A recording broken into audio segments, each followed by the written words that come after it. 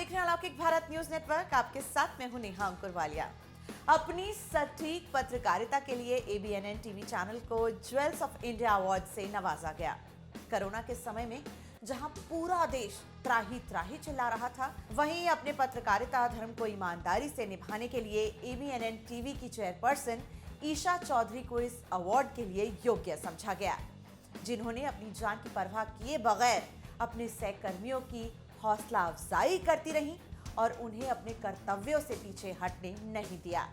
Jewel of India award केंद्रीय सामाजिक न्याय एवं अधिकारिता राज्य मंत्री रामनाथ अठावले ने दिया। इस अवसर पर एक रंगारंग कार्यक्रम पेश किया गया और दिल को छू लेने वाला गाना भी गाया गया। सनत रहे कि ये अवार्ड उन लोगों को दिया जाता है जिन्होंने अलग अलग क्षेत्रों में बेहतर कार्य किया हो। ज्वेल्स ऑफ इंडिया अवार्ड के लिए जैसे ही एबीएनएन टीवी का नाम पुकारा गया, तालियों की गड़गड़ाहट से माहौल गूंज उठा। अवार्ड एबीएनएन टीवी की चेयरपर्सन ईशा चौधरी को दिया गया।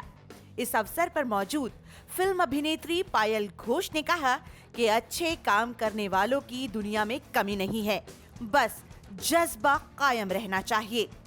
For you people who have fought, who have stood the time when we all were quarantined at home, that time you came forward and stood by everybody and did the social services, then we were just couldn't do anything but then being praising you and thankful to you for your contribution during the pandemic.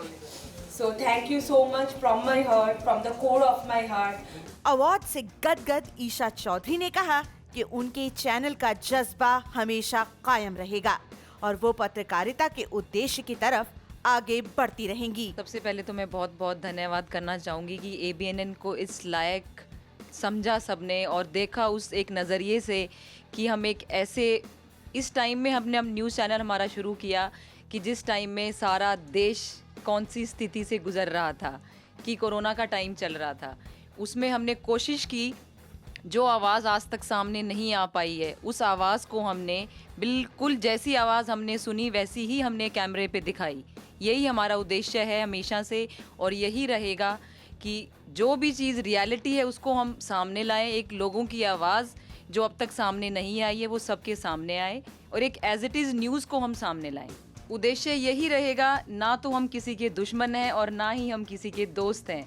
तो जैसा हम देखते हैं वैसा हम सामने लाएं और हर चीज़ को हर जाके जहां कवरेज नहीं हो पाती है, जहां और कैमरा नहीं पहुंच पाता है, वहां तक एबीएनएन जाए और सबकी आवाज़ को आगे लाए। इस अवसर पर मर्मस्पर्शी गाने का भी लोगों ने लुत्फ खूब उठाया। न तुम हमें जानो, न हम तुम्हें जाने। आपको बता दें कि ये आयोजन केंद्रीय राज्य मंत्री रामदास अठावले के नेतृत्व में किया गया था, जिसका उद्देश्य विभिन्न क्षेत्रों में अच्छे कार्य करने वाले उन ज्वेल्स यानी जौहर की तलाश करना है जो मानवता, समाज और देश के लिए बिना किसी स्वार्थ के बेहतरीन काम करने वाले हों। आगामी वर्षों में इसे हर राज्यों में आयोजित किया जाएगा। लेकिन जिन्होंने कोरोना के टाइम पर बहुत बड़ा काम किया है, ऐसे लोगों को जिन्होंने गरीबों को किट बांटने का भी काम किया है, दवा बांटने का काम किया है, सैनिटाइजर बांटने का काम किया है, मास्क बांटने का काम किया है, तो ऐसे सभी लोगों को, कुछ लोगों को अवार्ड देने का फंक्शन इरफान ने मुझे बताया था। अवार्ड सभा का समापन रंगारंग कार्यक्रम के साथ हुआ। इसी के साथ अभी फिलहाल इतना ही। देश और दुनिया की बाकी खबरों के लिए बने रहिए एबीएनएन के साथ।